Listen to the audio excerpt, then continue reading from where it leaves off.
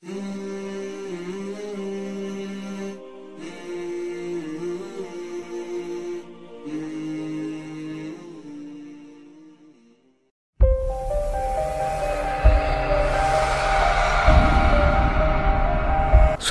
উপস্থিতি, হাজরানে মজলিস, সম্মানিত উলামায়ে কেরাম, সামিনে জাম বেরাদার ইসলাম, রহমানিয়া ওয়া রাহমাকুমুল্লাহ তাআলা, জাযাকাল্লাহু তাআলা খাইরান ফিদ দারাইন।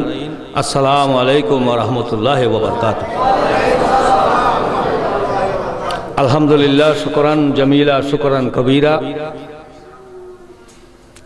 এই এলাকার ভাইদের প্রত্যেকের সহযোগিতায় গৌসে কমিটির নওজওয়ান ভাইয়েরা এত কষ্ট করে আজকের এই মাহফিলের আয়োজন করেছেন, তার জন্য আমি তাদেরকে লাখো লাখো তাদের পক্ষ থেকে আল্লাহর দরবারে শুকরিয়া আদায় করি। কুল বিফাদলিল্লাহি ওয়া বিরহমাতিহি ফাবিযালিকা ফালইফরাহু।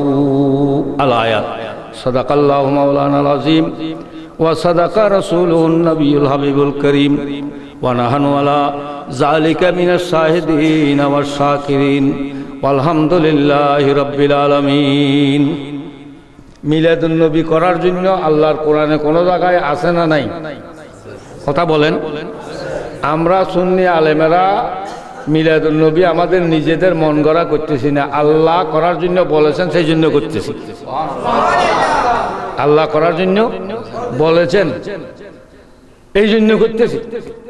কোরআন হাদিসের বহির্ভূত কোন কাজ সুন্নি আলেমেরা করে না। বলেন আলহামদুলিল্লাহ। আল্লাহ পাক রব্বুল আলামিন বলেছেন অনেক আয়াতের মধ্যে থেকে আমি একটা আয়াতের কিছু অংশ তেলাওয়াত করেছি। আল্লাহ বলেন আমার আল্লাহর হাবিবকে উদ্দেশ্য করে, কুল, এ আপনার হাবিব আপনি বলেন, বেফাদলিল্লাহ, যখন আল্লাহর পক্ষ থেকে তোমাদের উপর দয়া, ওয়া বিরহমাতিহি, মেহেরবানি তোমরা পাবে, তোমরা পেয়ে যাবে বা তোমাদের কাছে আসবে, তোমরা কি করবে? এটা পেয়ে আল্লাহর দরবারে খুশি আদায় করো। সুবহানাল্লাহ। কুল বিফাদলিল্লাহি ওয়া বিরহমাতিহি ফাবিযালিকা ফালইফরাহু। ঈদ মানে বলেন, ঈদ মানে কি? তা আমার হুজুরেরা ঈদ যদি কোনোখানে না পাইতে আমাদের দোষ আছে? কোরআনে তো বলতেছে খুশি প্রকাশ কর, তোমরা খুশি উদযাপন করো। তো খুশি বলতে কয়েক রকমের খুশি আছে। আমাদের দেশে আবার মেহেদি অনুষ্ঠানের মধ্যে খুশি করেন হুজুরদের, কিন্তু এই সমস্ত ব্যাপারে কোনো ফতোয়া নেই। মেহেদি অনুষ্ঠানের নামে যেই অশ্লীলতা সমাজে চলতেছে এগুলির ব্যাপারে কিন্তু কোনো মাওলানার কোনো মাথা ব্যথা নাই। শুধু মিলাদুন নবীর ব্যাপারে তাদের ফতোয়া। কার ব্যাপারে? কারণ তারা আবার নবীর উম্মত দাবি করে, বলে যে আমরা নবীর উম্মত। এখানে বেফাদিল্লাহি ওয়া বিরহমাতি, রহমতের মুরাদ হলো রহমতুল লিল আলামিন। রহমতের মুরাদ কি? রহমতুল লিল আলামিন। নবীর উপাধি হলো আল্লাহর কোরআনের মধ্যে আল্লাহ ডিক্লেয়ার দিয়েছেন, হে আমার হাবিব, আপনাকে আমি পাঠাইতাম না অন্যান্য নবীদের মতো, আপনাকে আমি পাঠিয়েছি রহমতুল লিল আলামিন করে। ওমা আরসালনাকা ইল্লা রাহমাতাল লিল আলামিন। তো রহমতের মুরাদ কি হবে? রহমত বেফাদিলিল্লাহি ওয়া বিরহমাতি, ফজল আল্লাহর পক্ষ থেকে, রহমত নবীর পক্ষ থেকে। রহমত কার পক্ষ থেকে? কারণ নবীকে আল্লাহ রহমতের ঘাটতি দিয়ে দিয়েছেন। এ হাবিব, রহমতের ঘাটতি, রহমতের ভাগ আমি আপনাকে দিয়ে দিয়েছি, আপনার ইচ্ছা যাকে দয়া করে দান করেন। রহমতুল লিল আলামিনের কাছে, নবীর কাছে দেওয়ার ক্ষমতা আছে না নাই? আনা কাসিমুন, আল্লাহর হাবিব বলতেছেন আনা কাসিমুন। মনে রাখবেন, হুজুর এতক্ষণ অনেক তাকবীর করেছেন, আল্লাহ ওনার তাকবীর শুনে আমাদেরকে হেদায়েত নসিব করুন। আমাকেও বলে হচ্ছে গৌসে পাকের শানে বলার জন্য, কিন্তু গৌসে পাকের শানে আমার হুজুরে বলে দিয়েছেন, আমি সেই দিকে একটু ইশারা করব। অনেক মূল্যবান কথাবার্তা উনি তাকরীরের মধ্যে বলে দিয়েছেন। আনা কাসিমুন ওয়াল্লাহু ইউতি, আল্লাহ হলেন দাতা। আল্লাহকে জোরে বলেন, আল্লাহকে। দাতা মানে বুঝো না?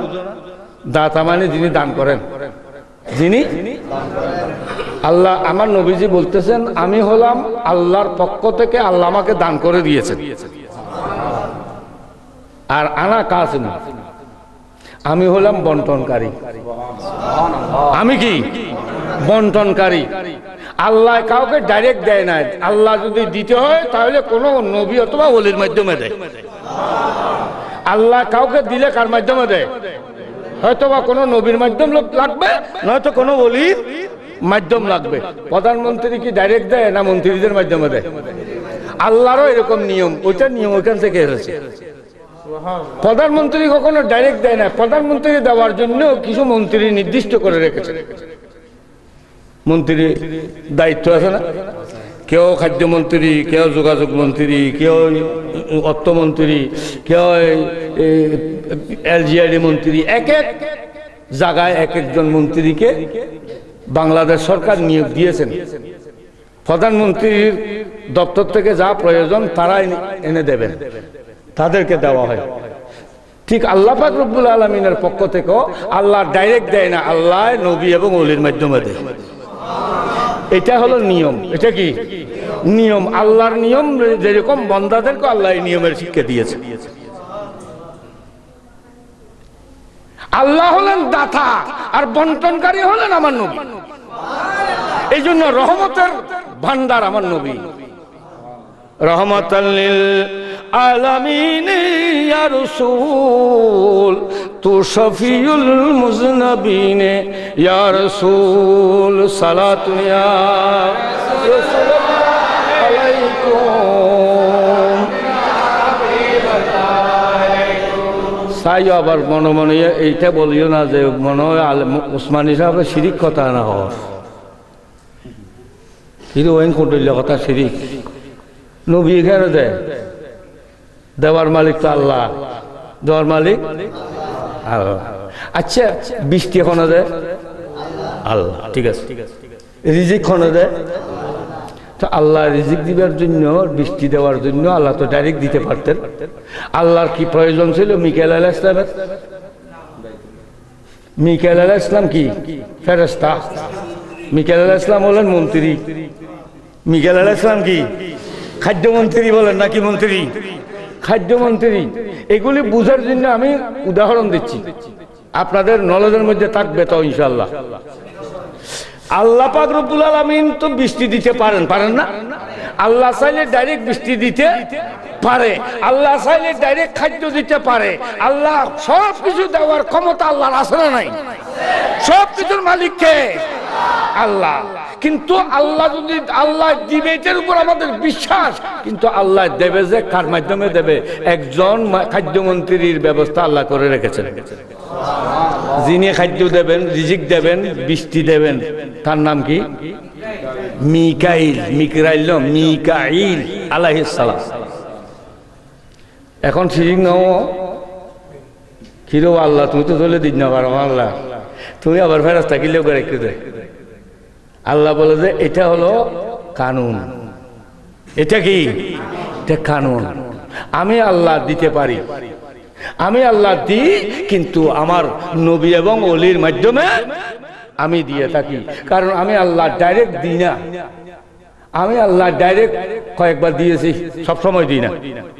যেমন আদম আলাইহিস সালামকে আমি বানাইলাম কার মাধ্যমে? কারো মাধ্যম লাগে নাই। আমাদের বাবা আদম আলাইহিস সালামকে কে বানাইলেন?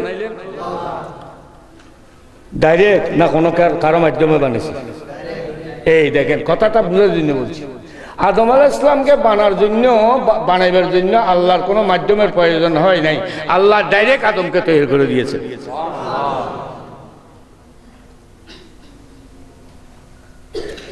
মাসারা ভুয়া হই না,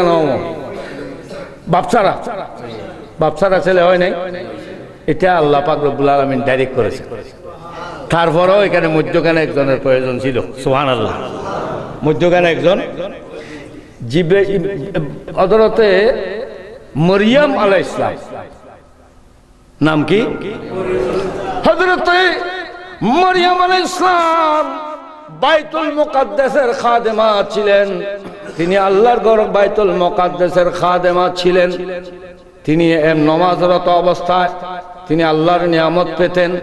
এক সময় তিনি স্নান করার জন্য, গোসল করার জন্য, যখন গোসলের জন্য তিনি ওই গোসলখানায় গেলেন, গোসল করতেছিলেন, আমার দিকে খেয়াল করেন, গোসল করতে ছিলেন, হঠাৎ দেখা গেল একজন অপরিচিত ব্যক্তি তার সামনে হাজির।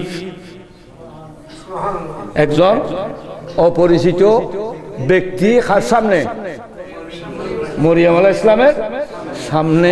তখন মরিয়ম আলাইহিস সালাম যে কাপড় ছিল ওই কাপড়টা দিয়ে নিজের আবরু ঢেকতেছিলেন এবং বলছেন, ও আল্লাহর বান্দা, আমি একজন সতী এবং সাধবী, আমি একজন পবিত্রা নারী, তুমি আমার এখানে কেন ঢুকেছ? তুমি এখান থেকে বের হয়ে যাও। আমি ঘটনা সংক্ষেপ বলছি কারণ সবাইকে বোঝার জন্য। যখন বিবি মরিয়ম এই কথা বলছেন তখন ওই ব্যক্তি বলেন, হে মরিয়ম, তুমি ভয় করিও না, আমি নিজে আসি নাই, আল্লাহ আমাকে পাঠাইছে। কে পাঠাইছে? আল্লাহ। হে মরিয়ম, তুমি ভয় করিও না, তোমার কাপড়ের একটু আঁচলটা আমাকে দাও। হযরত মরিয়ম আলাইহিস সালামের কাপড়ের আঁচলটা ধরে হযরত জিবরাইল আলাইহিস সালাম শুধু একটু ফু দিলেন। কি দিলেন? ফু দিয়ে বলে, হে মরিয়ম, যাও, তোমাকে একটা ছেলে সন্তান দেওয়া হলো। কি সন্তান? আমার কোনো শাদী হয় নাই, বিয়ে হয় নাই, স্বামী ছাড়া কি ছেলে হয়? কথা বলে, স্বামী ছাড়া কোনো নারী এ পর্যন্ত, স্বামী পুরুষ এবং মহিলার মিলনের মাধ্যমে আল্লাহ সন্তান দেয়। সুবহানাল্লাহ। এটা আল্লাহর একটা রহস্য, আল্লাহর একটা কানুন। এখন এইখানে এইটা সারা যা আল্লাহ দিলেন, আল্লাহ বলে যে আমি এরকম দিতে পারি, আমি দিতে পারি। কিন্তু আল্লাহ কার মাধ্যমে দিলেন? জিবরিল আলাইহিস সালামকে বললেন, জিবরিল তুমি যাও, আমার মরিয়মকে বলো, হে মরিয়ম, আমি আল্লাহর পক্ষ থেকে তোমাকে একটা ছেলে সন্তান দিলাম। মরিয়ম আলাইহিস সালাম বলে, আরে আমার তো কোনো ছেলে, কোনো স্বামী নাই, লোকে কি বলবে, মানুষ আমাকে কি বলবে, আমাকে তো দূর দূর করে তাড়িয়ে দেবে মানুষ, আমি আরো আল্লাহর ঘর বাইতুল মুকাদ্দাসের খাদেম, বাইতুল মুকাদ্দাসের এই ঘটনা বলতে পারবো না আমি, ঘটনা বললে ওয়াজ লম্বা হয়ে যাবে। এটা মরিয়ম আলাইহিস সালামের মা যখন মরিয়ম পেটের মধ্যে ছিলেন তখনই তিনি নিয়ত করেছিলেন, তিনি অর্থাৎ মানত করেছিলেন। কি করেছিলেন? মানত পুরা করা ওয়াজিব। মানত পুরা করা কি ওয়াজিব?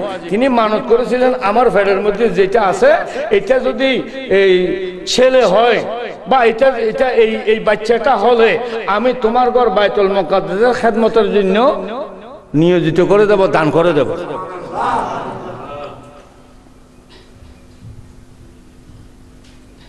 বাতনি মুহাররারান ফাতাকাব্বাল মিন্নি ইন্নাকা আনতাস সামিউল আলিম, আয়াতটা আছে, আমার হঠাৎ আসতেছে না এই আয়াতের অংশ। বাতনি আমার পেটের ভিতর যেটা আছে, মুহাররান ফাতাকাব্বাল মিন্নি ইন্নাকা আনতাস সামিউল আলিম, আল্লাহর কাছে তিনি দোয়া করলেন, আল্লাহ আমার এই সন্তানকে আমি তোমার ঘর বাইতুল মুকাদ্দাসের খেদমতের জন্য দিয়ে দেব। এখন দেখা যাচ্ছে ছেলে না হয় না, কি হয়েছে? মেয়ে হয়েছে। তো মেয়ে হলেও যেটা তিনি ওয়াদা করেছেন, ওয়াদা মতে এই মেয়েকে একজন নবীর তত্ত্বাবধানে দিয়ে দিলেন। একজন নবীর তত্ত্বাবধানে, সেই নবীর নাম হযরতে জাকারিয়া আলাইহিস সালাম। নাম কি? তো জাকারিয়া আলাইহিস সালামের তত্ত্বাবধানে বিবি মরিয়মকে খানায় বাইতুল মুকাদ্দাসের খেদমত করার জন্য দিলেন। তার জন্য আলাদা একটা ঘর ছিল। তো সেই ঘরের মধ্যে এই ঘটনাটা ঘটতেছে। তো হযরত জিবরিল আমিন বলতেছেন, এ মরিয়ম, আমি তোমাকে একটা ছেলে সন্তান দিলাম, তুমি ছেলে সন্তানের মা হয়ে গেছো। এখন কথা হচ্ছে, আল্লাহ পাক রব্বুল আলামিন যদি দিতে চায় তাহলে বাপ ছাড়াও সন্তান আল্লাহ দিতে পারে। আল্লাহ পাক রব্বুল আলামিন যাকে ইচ্ছা তাকে দিতে পারে। যেমন আমার নবীকে রহমতুল লিল আলামিন দিয়ে বানাইয়া দিলেন, হে আমার হাবিব, রহমতের বাগ, রহমতের ঘাটতি, রহমতের খজিনা আমি আপনাকে দান করে দিয়েছি। আপনি যাকে ইচ্ছা তাকে আপনি রহমতের বন্টন করতে পারেন।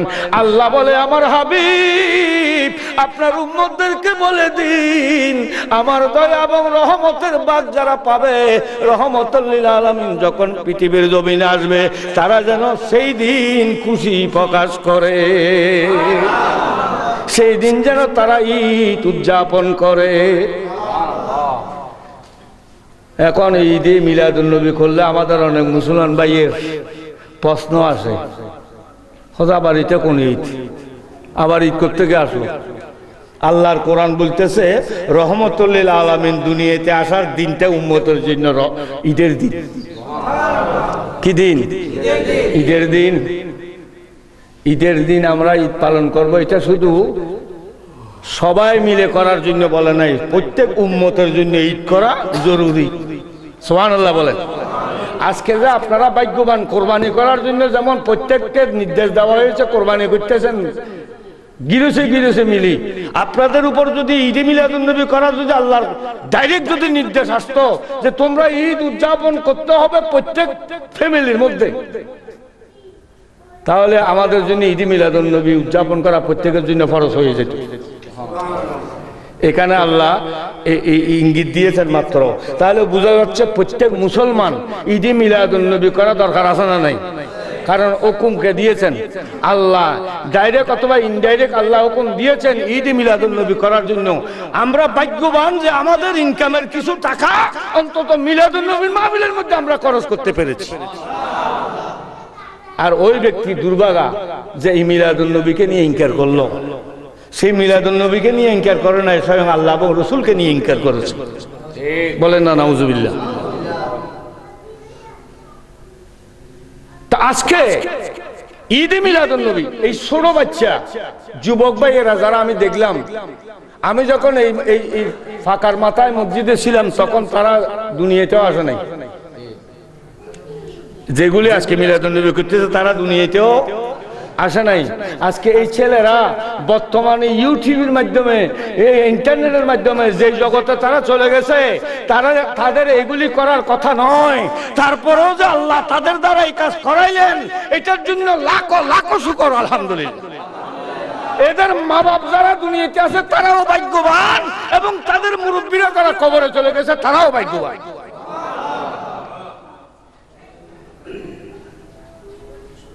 আজকে আমাদের এলাকা সুন্নি আশেক রসুল অধ্যুষিত এলাকার ভিতরে কিছু বাতিল এখন ঢুকে গেছে। কি বলেন, ঠিক কিনা? নবীর দুশমন আনাচে কানাচে এখন আছে না নাই? আমাদের চট্টগ্রামের মানুষকে বরবাদ করে দিয়েছে কারা জানেন? কিছু মনে করবেন না। বিভিন্ন ডিস্ট্রিক্ট থেকে এসে এখানে বাড়ি করেছে, জায়গা কিনেছে, বাসা বাড়িতে আছে। তারা এসে এখন আমাদেরকে ফতোয়া দিচ্ছে মিলাদুন্নবী নাজায়েজ, এগুলি শিরিক, এগুলি বেদাত। আমাদের ছেলেদের এগুলি শিক্ষা দিচ্ছে। আস্তে আস্তে চট্টগ্রামের মানুষ এখন আস্তে আস্তে প্রশ্ন করতেছে। আগে কিন্তু প্রশ্ন ছিল না, সুবহানাল্লাহ। আগে কিন্তু প্রশ্ন ছিল না। আমরা, আপনারা নয়, আমাদের মুরব্বী যারা আছে জিজ্ঞাসা করেন, আমরা ছোটকাল থেকেই মিলাদুন্নবী শুনে আসতেছি এবং দেখে আসতেছি। তখন সিরাতুন্নবী আমরা শুনিও নাই, দেখিও নাই। সিরাতুন্নবী বলতে কোনো শব্দ আমরা শুনিও নাই, দেখিও নাই। অথচ বর্তমান মিলাদুন্নবী এটা পুরান জিনিস, নতুন নয়, কিন্তু সিরাতুন্নবী নতুন। সিরাতুন্নবী কি? তারপরও আমরা সিরাতুন্নবী সমর্থন করি, কিন্তু এই যে সিরাতুন্নবীর মধ্যে নবীর দুশমনী আর ওলির দুশমনী, সেই সিরাতুন্নবী আমরা সমর্থন করি না। বলেন না সুবহানাল্লাহ। যারা সিরাতুন্নবীর নাম দিয়ে নবীকে আমাদের মতো বলে, সিরাতুন্নবীর নাম দিয়ে নবীর শানে বেয়াদবি করে, সিরাতুন্নবীর নাম দিয়ে আল্লাহর ওলিদের শানে বেয়াদবি করে, ওই সিরাতুন্নবী জায়েজ নাই, হারাম। আল্লাহকে যারা চিনাইলেন, আল্লাহর পরিচয় যারা দিলেন, তাদেরকে ভুলে গেলেন। কত বড় মুনাফিক বান্দা! আরে নবী সারা নাই সাহারা, বলেন নবী সারা নাই সাহারা, জানো দুনিয়া ওয়ালা নবী সারা সাহারা, জানো দুনিয়া ওয়ালা নবী মোদের মনি, নবী গলার মালা, নবী সারা। দেখতে নাই দেখুন কুরত্ব নইতে এই লাইন জাহাদের ময়দানত আলহামদুলিল্লাহ। ওনারা ছোট তুনিতে দেখে আসতেছি জাহাদের ময়দানে। আমরা এখানে এই ফাক্কার মাথায়ও কম জাহাদ করি নাই। এই স্কুলের মাঠের মধ্যে কত জাহাজ চলছে খবর আছে, আপনাদের জানা নাই? হ্যাঁ, পাহাড়তলি আমরা কত বহসের মাঠে, কত রকমের জাহাজের মাঠে গিয়েছি। এই আছে আজকে গত বছর ঈদ মিলাদুন্নবীর চাঁদের মধ্যে আমি ওই লক্ষ্মীপুর একটা মাহফিলে গিয়েছি। ওইখানে আমাকে ওয়াবিরে গেরবা করে ফেলেছে। আমাকে ওখানে মাহফিল করতে দেয় নাই, কারণ আমি দেয় নাই বললে ভুল হবে, আমি করি নাই। আমাকে গিয়ে যাওয়ার সাথে সাথে সত্য দিলেন, হুজুর আপনি ওয়াজ করতে এসেছেন ভালো, কিন্তু ক্যাম করা যাবে না, দাঁড়িয়ে মিলাদ পড়া যাবে না, মিলাদুন্নবীর কোনো বক্তব্য দেওয়া যাবে না, আপনি ওয়াজ করবেন নমাজের ওয়াজ। আমাকে বলা হলো কি এর ওয়াজ? আমি বলছি যে নমাজের ওয়াজ আমি করবো না, আমিও করবো মিলাদুন্নবীর ওয়াজ। মিলাদুন্নবী যদি হয় তাহলে নমাজও আসবে। সুবহানাল্লাহ বলেন না? যেখানে মিলাদুন্নবী নেই সেখানে কিসের নমাজ? নমাজ কে আনলেন? না আল্লাহ দিছে ডাইরেক্ট? কে দিয়েছে? নবী দিয়েছেন। আল্লাহ নমাজ পড়ার জন্য ইঙ্গিত দিয়েছেন, কিন্তু নমাজ কিভাবে পড়তে হবে শিক্ষা কে দিয়েছেন? আরে বেটা নবীকে ভুলে গেলি, কিসের নমাজ? মিলাদুন্নবী করা ব্যাপারে ওয়াজ করা যাবে না, দাঁড়িয়ে সালাম দেওয়া যাবে না। তখন আমি বললাম এই ব্যাপারে যদি আপনারা আমাকে বাধা দেন তাহলে আমি ওখানে ওয়াজ করবো না। মায়ের পেট থেকে আসার পরে যেদিন আমার বুদ্ধি হয়েছে এই পর্যন্ত নবীকে দাঁড়িয়ে সালাম দিয়ে আসতেছি। আজকে যদি আমি এখানে সালাম দিতে না পারি এবং মিলাদুন্নবীর দলিল দিয়ে আমি যদি মিলাদুন্নবীর মাহফিল করতে না পারি, আমি ওয়াজ করবো না। ওইখান থেকে যখন বের হয়ে আসছিলাম মাওলানারা আমাকে গিয়ে ফেলেছে, নামাজ পড়ে যান, আগে নামাজও পড়বো না। তখন এশার নামাজের টাইম এসে আজান দিয়েছে, আমি বলি যে এখানে নামাজ আমি পড়ব না।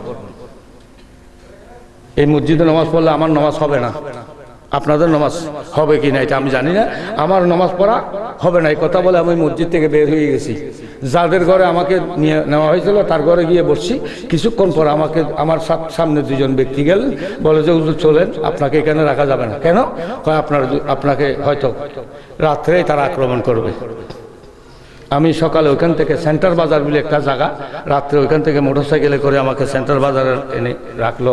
এই যে বেয়াদবের দল, ইহুদি নসরাদের এই দল, আল্লাহর নবীর দুশমন, ওলির দুশমন, তাদের কাছে কিসের নামাজ, কিসের রোজা, কিসের হজ, কিসের যাকাত, কিসের নামাজ, কিসের দাড়ি, কিসের টুপি?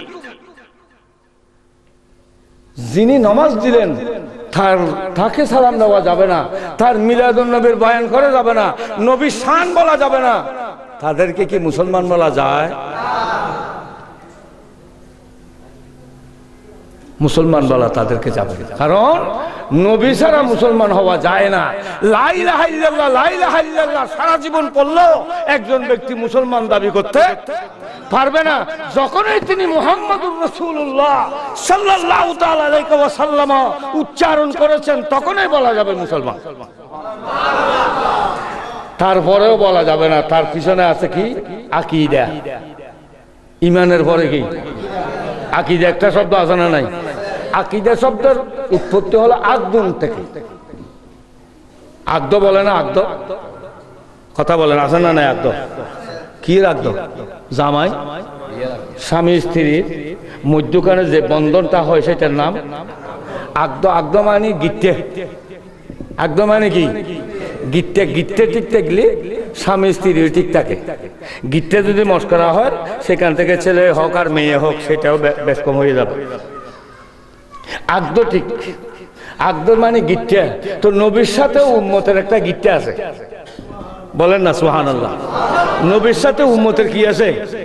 গিট্টে আছে। ওইটাকে বলা হয় আকীদা। এই আকীদা যার শুদ্ধ হবে, গিট্টে যার মজবুত হবে তাকে উম্মত বলা যাবে। যার গিট্টে হস হয়ে গেছে তাকে উম্মত বলা যাবে না। তাকে বলা হবে কি? ইয়াজিদ। তাকে কি বলা হবে? তাকে বলা হবে ইয়াজিদ, তাকে বলা হবে নমরুদ, তাকে বলা হবে বেদিন, তাকে বলা হবে আবু জাহেল, তাকে বলা হবে আবু লাহাব। সেই কখনো মুসলমান হতে পারে না। যদিও নামাজ রোজা হজ যাকাত তার কাছে আমল আছে, কিন্তু তার কাছে ঈমান নাই। আমল আর ঈমান এক কথা না। প্রথমে শর্ত আল্লাহ কোরআনের মধ্যে যেখানে আমলের কথা বলেছেন সেখানে প্রথমে বলেছেন ঈমানের কথা। প্রথমে কি বলেছেন? ইয়া আইয়ুহাল্লাযীনা আমানু, ইয়া আইয়ুহাল্লাযীনা আমানু আকিমুস সালাত ওয়া আতুজ যাকাত, এগুলি বলেছেন পরে। আগে বলেছেন আমানু, দরুদ শরীফের পড়ার ব্যাপারেও আল্লাহ বলেছেন আমানু, হে ইমানদারগণ তোমরা আমার নবীর উপর দরুদ পড়ো। এখানে ইয়া আইয়ুহান নাস বলে নাই, ইমানদারকে সম্বোধন করেছেন।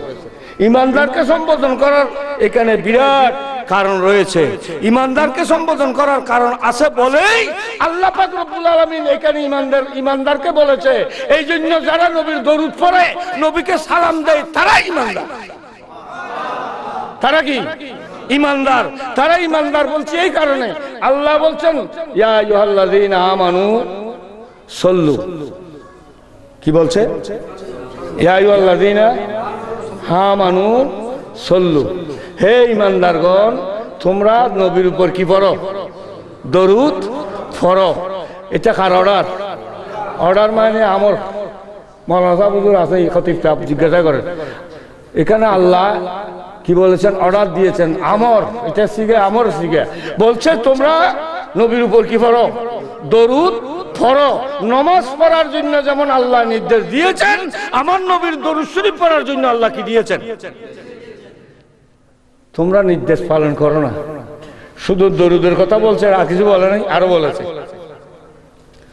সাল্লু আলাইহি ওয়া সাল্লিমু, তোমরা নবীর উপর দরুদ এবং সালাম দাও।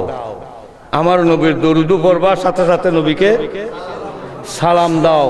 কিভাবে দিবে সেটাও বলছে আল্লাহ। বলেন না সুবহানাল্লাহ। কিভাবে দেবে উম্মতেরা নবীকে সালাম, সেটাও কোরআনে আছে না নাই? তসলিমা, কি বলেছে? যে কোনো সুন্নি আলেম ওয়াজ শুরু করতে আয়াত পড়ে না, পড়ে কিনা বলেন? তসলিমা, তসলিমা শব্দের অর্থ হলো আদবের সাথে, মহব্বতের সাথে, প্রেমের সাথে, আমার নবীকে তাজিমের সাথে তোমরা সালাম দাও। আচ্ছা, এখন আপনাদের কাছে প্রশ্ন করি, একজন মুরব্বী, একজন আপনার গ্রামের সম্মানিত ব্যক্তি আপনার সামনে আসলো, আপনি বসে সালাম দেন না দাঁড়িয়ে দেন? কথা বলেন। এমপি সাহেব আসলো, সবাই এতক্ষণ বসা ছিলেন, হঠাৎ এমপি সাহেব সামনে আসলো, এমপি সাহেব আইয়ের, তখন মানুষ কি করে? বলেন না, কি হয়? কি করে? দাঁড়িয়ে যাও। দাঁড়িয়ে এমপি সাহেব সালাম আলাইকুম স্যার, ভালো আছেন? হ্যাঁ, কত রকমের কথাবার্তা দাঁড়াইয়ে রেখে না বসি বলে। যদি কোনো বই দেখতো, এমপি সাহেব আইলে সালাম দিত, কি এমপি সাহেব খুশি হইতো না বেজাতে হইতো? হইতো বেয়াদব না হইতো না? এলাকার মানুষ ব্যাকুন বেয়াদব, ব্যাকুন বেয়াদব, উগ্গত লাগাবার ব্যাকুন মুরুকু। এমপি সাহেব সাধারণ একজন এমপি, আজকে আছে কালকে নাই। আমার নবীজি তখনও ছিল, এখনো আছে, কিয়ামত পর্যন্ত থাকবে। বলেন সুবহানাল্লাহ। নবীর ক্ষমতা, এমপির ক্ষমতা, মন্ত্রীর ক্ষমতা, মিনিস্টারের ক্ষমতা সীমিত, আজকে আছে কালকে নাই। আমার নবীজির ক্ষমতা তখনও ছিল, কিয়ামত পর্যন্ত থাকবে, এখনো আছে। তো তাকে সালাম দিলে যদি, দাঁড়িয়ে সালাম দিলে যদি বেদাত হয়, তোমাদের কি মুসলমান বলা যাবে? তোমরা কি আল্লাহর কোরআন মানলে? কোরআনই তো মানো নাই, তোমাদেরকে মুসলমান বলা যাবে কেমনে? কোরআন বলছে নবীকে তাজিমের সাথে সালাম দাও, আর তোমরা সালাম দিতেই তোমরা বলো যে এটা বেদাত, নবীকে সালাম দেওয়া যাবে না, নবীকে সালাম দেওয়া যাবে না, মিলাদুন নবী করা যাবে না। হ্যাঁ, গৌসে পাকের নাম তো নিতে পারবে না। বলে না নাউজুবিল্লাহ। গসিয়া কমিটি ওমাই তারা বলে আবার গসিয়া কমিটি বুঝিব করতো না। ওমা তো খন কমিটি করতে, কোন কমিটি? হুজুর এতক্ষণ পর্যন্ত তকরি রেখেছেন, খতিব সাহেব মদ্দাজিলুল আলী বড় সুন্দর তকরি রেখেছেন। গৌসে পাকের কমিটির মধ্যে আপনি আছেন, যেটা আপনার জন্য বড় ভাগ্যের ব্যাপার।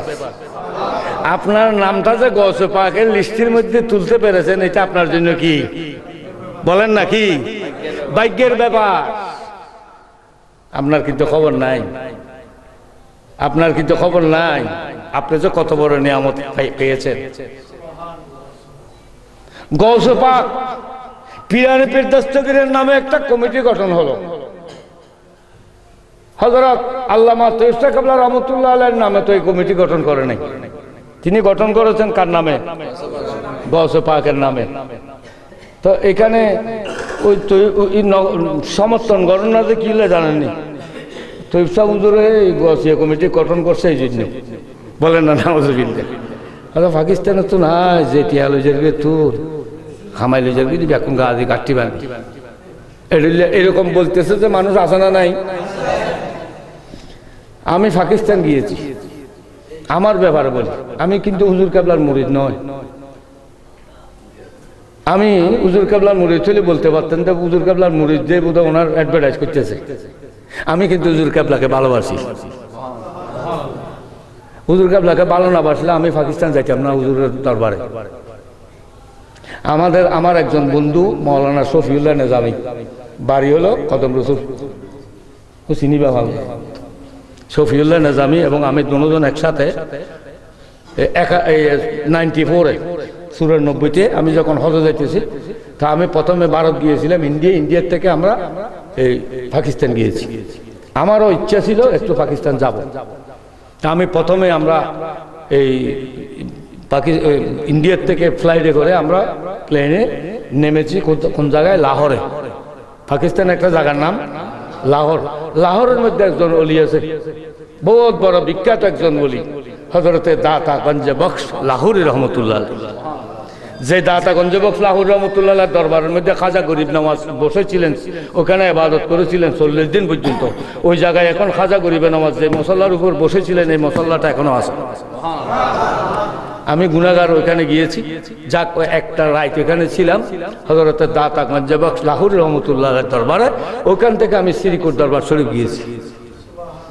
বলার উদ্দেশ্য আছে এগুলি কথা, ওয়াজ করতে গিয়ে কথাগুলি বলছি যে অনেকে এটা হিংসাত্মক, যেখানে নবীকে নিয়ে সমালোচনা সেখানে তো অলিকে নিয়ে করবে, বলেন না নাউজুবিল্লাহ। আজকে যাদের অবদান এই দেশের মানুষ কখনো অস্বীকার করতে পারবে না। আল্লামা সৈয়দ আহমদ শাহ সিরকুটি রহমতুল্লাহ যদি শুভ আগমন বাংলার জমিনে না হতো পাকিস্তান আমলে, তিনি জামে আহমদিয়া মাদ্রাসা প্রতিষ্ঠিত করেছেন। সৈয়দ আহমদ সিরকুটি রহমতুল্লাহ হাতে গড়াই মাদ্রাসা, বলেন সুবহানাল্লাহ। সৈয়দ আহমদ সিরকুটিকে দাওয়াত দিয়ে কে নিয়ে এসেছেন এগুলি হয়তো অনেকে জানা নাই, আমরা জানি, কারণ আমাদের বয়স হয়েছে। আল্লামা গাজী দ্বীন-ই মিল্লাত শেরে বাংলা রহমতুল্লাহ বর্মাতে উনি ওয়াজের দাওয়াতে গিয়েছিলেন। শেরে বাংলাকে দাওয়াত দিয়ে বর্মার মধ্যে নিয়ে গিয়েছিল। বর্মাতে রেঙ্গুন বলে একটা জায়গা আছে না, এটাকে ইয়াঙ্গুনও বলে বা রেঙ্গুনও বলে। ওইখানে একটা বাঙালি মসজিদ আছে, ওই মসজিদের মধ্যে খতিব ছিলেন হযরত সৈয়দ আহমদ শাহ সিরকুটি রহমতুল্লাহ। ইতিহাস পুরাটা বলবো না। ওইখানে গিয়ে শেরে বাংলার সাথে ওনার দেখা হয়েছিল। শেরে বাংলা রহমতুল্লাহ ওনাকে দাওয়াত দিলেন যে আপনি একটু একবার বাংলাদেশে পূর্ব পাকিস্তানে আসেন, আমি আপনাকে বরণ করব, আপনার মতো একজন আল্লাহর ওলির দরকার আছে। শেরে বাংলা ওনাকে দাওয়াত দিলেন। আল্লামা সৈয়দ আহমদ সিরকুটি রহমতুল্লাহ চট্টগ্রাম আসলেন। এসে হযরত নূর মোহাম্মদ আল কাদেরী রহমতুল্লাহ এই খানাকা বুল্লেট ডিগির ভারে উনি তশরিফ রাখলেন। এইখান থেকে ইনি চট্টগ্রামে এসে কয়েকটি মাহফিলে যোগদান করলেন। এক জায়গায় গিয়ে দেখলেন ইন্নাল্লাহু মালাইকাতাহু পড়ার পরে দেখতেছেন খারো জবানে দরুদ শরীফ। বাঁশখালী নাকি কোন একটা জায়গায়, বাঁশখালীতে একটা জায়গায় এই অবস্থা দেখে তিনি বলতেছেন क्या बात है, दरूद पढ़ने वाला कोई आदमी यहाँ नहीं है? सुभान-अल्लाह। हायरे हायरे हायरे। তখন তিনি মনে মনে ব্যথা পেলেন এবং এসে শেরে বাংলা রহমতুল্লাহর সাথে যোগাযোগ করলেন, বললেন আমি একটা দরুদ পড়নেওয়ালা সুন্নি মাদ্রাসা দেনে কে লিয়ে ইরাদা কিয়া। সুবহানাল্লাহ। এই শেরে বাংলা রহমতুল্লাহ তত্ত্বাবধানে এই জামে আহমদিয়া মাদ্রাসা প্রতিষ্ঠিত হলো। জোরে বলেন আলহামদুলিল্লাহ। আজকে এই অবদান অস্বীকার করবে কেন? আজকে হাজার হাজার সুন্নি আলেম, বড় বড় আল্লামা, মুফতি, মুহাদ্দিস, আল্লাহর ওলি পর্যন্ত ওই মাদ্রাসা থেকে বের হয়েছে। আমরা যদিও জামিয়াতে পড়ি নাই, আমি পড়েছি ওয়াজিদিয়াতে। আমি ওয়াজিদিয়া মাদ্রাসা থেকে ফাজল দিয়েছি, ডাকালিয়া থেকে কামল দিয়েছি, এটা অনেক বছর আগের কথা। তো এখন চিন্তা করে দেখেন, আমি তারপরেও আমি জামিয়া আহমদিয়ার যখন যিনি প্রিন্সিপাল ছিলেন মৌলানা ওকারউদ্দিন সাহেব রহমতুল্লাহ আলাইহি, ওনাকে আমি দেখেছি। হযরত শেরে বাংলা রহমতুল্লাহ আলাইহি আমার মাথার উপর নুরানি হাত রেখে দোয়া করেছিলেন। বোধহয় শেরে বাংলা রহমতুল্লাহ আলাইহির উসিলা আজকে চেয়ারে বসতে পেরেছি। আমি এত বিরাট বড় আলেম, বড় মুফাসসির নয়, কিচ্ছু না। এই শেরে বাংলা রহমতুল্লাহ আলাইহির উসিলায় এই বাংলাদেশের মধ্যে আল্লামা সৈয়দ আহমদ শাহ সিদ্দিকী রহমতুল্লাহ আলাইহি এসে আজকে জামিয়া আহমদিয়া মাদ্রাসা আমাদের জন্য নিয়ামত দিয়ে দিলেন। সুন্নিয়াতের গোড়াপত্তন করলেন। আজকে জামিয়া আহমদিয়ার থেকে শুরু করে আমার মৌলানা সাহেব বললেন, বাংলাদেশের মধ্যে এখন কয়টা? 200টার উপরে সুন্নি মাদ্রাসা, আলহামদুলিল্লাহ। তরিকতের কাজও চলতেছে এবং শিক্ষার কাজও চলতেছে। শিক্ষা মাদ্রাসা দিয়ে তিনি শিক্ষা চালু রাখলেন, আবার গৌসিয়া কমিটি দিয়ে তরিকাও চিন্তা রাখলেন। তা আমি বলছিলাম এই কথা প্রসঙ্গ আসলো যে আমাদের অনেক ভাই সুন্নি ভাইও অনেকে বলে হযরত তাইব সাহেব হুজুর, তৈব সাহেব হুজুর আয় বাংলাদেশে তো টিয়া বিয়া করে লইজার গুই আসে না হদ এরকম।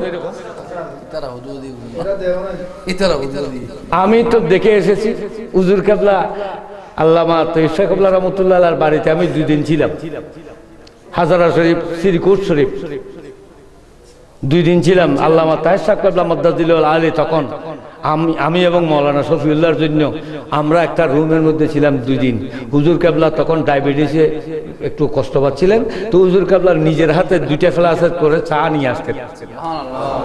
একজন এত বড় আল্লাহর ওলি, আমরা এই সামান্য একজন মুলি সাহেব মোল্লা, আমার তো কিছুই নাই।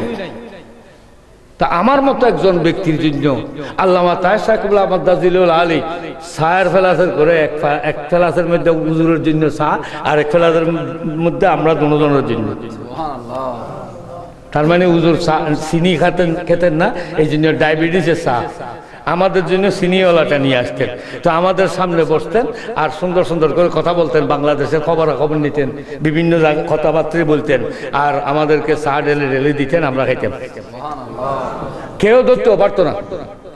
কেউ যদি বলে হুজুর আমি দিই, কেউ মেহমানদারি করনা সুন্নতে রসুল। আর আমি নিজেই বলতেছি, আমার দেখা কথা। হুজুর কেবলা গরিব নয়, হুজুর কেবলা ওই দেশের মধ্যে বিরাট জমিদার। একটা গোটা পাহাড়ের উপর হুজুর কেবলার বাড়ি, গোটা একটা পাহাড়ের উপর রোড, এরকম পাহাড় কেটে রোড করে দিয়েছে। আমি যে বছর গিয়েছি 94 এর মধ্যে, তখন সাহেব কেবলা মাদ্দাজিলুল আলী তিনি মন্ত্রী ছিলেন। বাড়িতে তখন অনেক পুলিশ আর্মি বাড়ির মধ্যে ছিল। হ্যাঁ, তখন আমি দেখেছি হুজুর কেবলা খানা এবং নাস্তা, চা পর্যন্ত নিজের হাতে পরিবেশন করতেন। আমি অ্যাস্টনিশ হয়ে যেতাম, আশ্চর্য হয়ে যেতাম, হুজুর কি ব্যাপার, কত মানুষ দাঁড়িয়ে আছে হুজুর থেকে একটু নেওয়ার জন্য। বলে না নেই। যাদের কাছে এত তাজিম, এত সম্মান, এত নায়েবে রসুল কাদেরকে বলা হয়? औलादे रसूल কাদেরকে বলা হয়? যাদের কাছে রসুলের তাজিম, রসুলের সুন্নত যাদের কাছে বিদ্যমান, তাদেরকে বলা হয় औलादे रसूल। তোরে বলে না সুবহানাল্লাহ। তোমার আর এই বাংলাদেশের টেঁইটার দরকার? হুজুর কেবলা নিজেদের মার্বেল ফ্যাক্টরির, মার্বেল পাহাড়ের বিরাট, মার্বেল পাথরের বিরাট পাহাড়, মার্বেল পাথরের ফ্যাক্টরি। হুজুরের কাছে একটা আমেরিকানি জিপ আছে, ওই দেশে দেখছি আমি। হুজুর কেবলা আল্লামা তাহের সাহেব কেবলা মাদ্দাজিলুল আলী নিজে ড্রাইভ করে ওই গাড়িটা। কিরকম জানেন? রিক্সা রুটের মতো। রিক্সার রুটের মধ্যে যেমন এরকম বোর্ড দিতে পারে, হুজুর কেবলা যে গাড়িটা ব্যবহার করে ওইটার পিছনের সিটের মধ্যে ওই হুডের মতো খাকি মোটা কাপড়ের, ওইটা ওই বোর্ডে দিতে পারে, আবার প্রয়োজনে তুলেও দিতে পারে। হুজুর এরকম একটা গাড়ি ব্যবহার করতেন। জিজ্ঞাসা করিয়েন যারা ওখানে গিয়েছে তাদেরকে। কথাগুলি বলছি এই জন্য দুঃখ লাগে। আমি আজকে এই কথা শুনলে আমার ব্যথা লাগে। আমিও গসিয়া কমিটির সভাপতি, আমার কর্ণফুলী মার্কেট গসিয়া কমিটির সভাপতি আমি। সেক্রেটারি সিরাজুল হক সদাগর, ওই মার্কেটের একজন ব্যবসায়ী। আমরাও প্রত্যেক মাসে ওইখানে ইয়া করি, খতমে গৌসিয়া শরীফ করি। তো এখন কথা হচ্ছে গৌসিয়া কমিটি এটা তো হুজুর কেবলার নামে দিতে পারতেন, তৈবিয়া কমিটি বা তাহেরিয়া কমিটি বা সৈয়দিয়া কমিটি, কিন্তু তিনি তো তাদের নামে দেয় নাই। এটা কার নামে দিয়েছেন? তিনি গৌসের গৌস, পীরানে পীর। গৌসে পাকের শান একমাত্র আশেক রসুল ছাড়া কেউ বুঝবে। যারা বুঝতেছে না এরা এই জিতবার মুসলমান, এই জন্য গৌসে পাকের শানে বেয়াদবি করে। এক কথা জেনে রাখবেন, আদব আছে কাদের কাছে? যারা আশেক রসুল তাদের কাছে আদব আছে। যারা আশেক রসুল, বেলায়েতকে ভালোবাসে, নবীকে ভালোবাসে, প্রেমিকদের কাছে আদব থাকবে, বেয়াদবের কাছে কখনো আদব থাকবে না। যাদের কাছে বেয়াদবি আছে তারা কখনো মুসলমান হইতে পারবে না, আল্লাহর ওলি হইতে পারবে না। বেআদব মাহরুমে গস্তে ফজলেরা, আল্লাহর রহমত থেকে বেআদব বঞ্চিত। না আছে আদব কায়দা এই সমস্ত এগুলি। আজকে আমাকে যদিও বলা হয়েছে, আমি কথা প্রসঙ্গ অনেক কিছু বলছি এই জন্য যে আজকে গৌসিয়া কমিটি যতই আপনারা বলেন না কেন, গৌসিয়া কমিটি দিন দিন বাড়তেছে। চট্টগ্রামে আমার এরিয়ার মধ্যে, আমি কর্ণফুলী মার্কেট জামে মসজিদের, এখন তো আগে 5 অক্টোবরে যে, এখন ওইটাও বাদ দিয়েছি, শুধু শুক্রবারে জুমা পড়াই। এখন গৌসিয়া কমিটি আমার এই এলাকার মধ্যে 24 নম্বর ওয়ার্ডের মধ্যে 17টা ইউনিট হয়েছে। 24 নম্বর ওয়ার্ড টবলমুড়ি শাখা, 24 নম্বর একটা ওয়ার্ডের মধ্যে 17টা ইউনিট শাখা। সুবহানাল্লাহ। আপনারা একটা ওয়ার্ডের মধ্যে কত আছে আমি জানি না, 8টা। তাহলে চিন্তা করেন, দিন দিন বাড়বে। কে কমাইছে? আল্লাহর ওলির প্রশংসা কে বাড়াইছে? বলেন কে বাড়াইছে? নবীর প্রশংসা কে বাড়াইছেন? আল্লাহ যখন বাড়ানেওয়ালা, দুনিয়ার কারো ক্ষমতা নাই কমার জন্য, কমাইবার জন্য কারো ক্ষমতা নাই। আল্লাহ বলেন ওয়ারাফানা লাকা যিকরা। সুবহানাল্লাহ। আল্লাহুম্মা সাল্লি আলা মাওলানা মুহাম্মাদ ওয়া আলা আলি সাইয়্যিদিনা।